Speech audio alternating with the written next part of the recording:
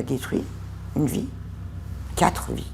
Je me lève le matin avec ce mal et je me couche avec toute la journée, j'ai mal au dos. Des fois, c'est vrai que j'ai envie de me flinguer, on va dire, parce que j'en ai marre quand j'ai vraiment trop mal. Ils s'appellent Christophe, Gracieuse, Frédéric. Tous ont le point commun d'être passés entre les mains d'un chirurgien orthopédique de Grenoble.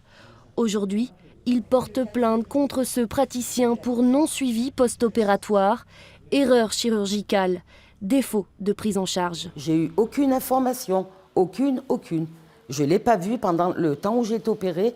Je vous dis, j'ai fait sa connaissance dans le cabinet de l'expertise. Frédéric Bagalino, elle, s'est fait opérer en 2009. Après de nombreuses infections post-opératoires, elle a dû être amputée.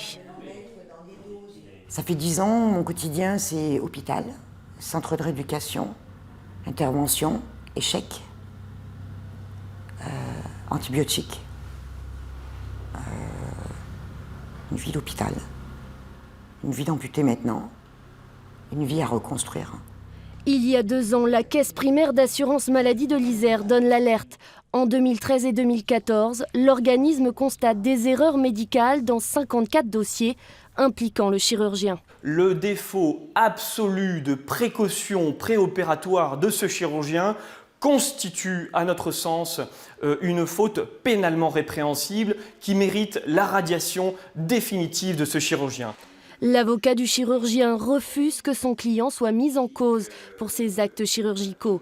Il évoque plutôt des erreurs administratives. Si vous prenez dossier par dossier, vous verrez qu'il n'y a que très peu de dossiers liés directement à des actes chirurgicaux. C'est souvent des défauts d'information ou des problèmes administratifs. Il faut voir si le défaut d'information du patient avant l'opération est à l'origine du handicap dont il se plaint aujourd'hui.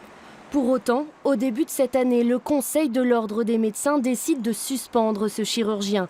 3 ans, dont 18 mois avec sursis. Aujourd'hui, plusieurs instructions judiciaires sont en cours. D'autres plaintes devraient être déposées prochainement. Ce sera donc à la justice de faire toute la lumière sur les faits qui sont reprochés à ce médecin.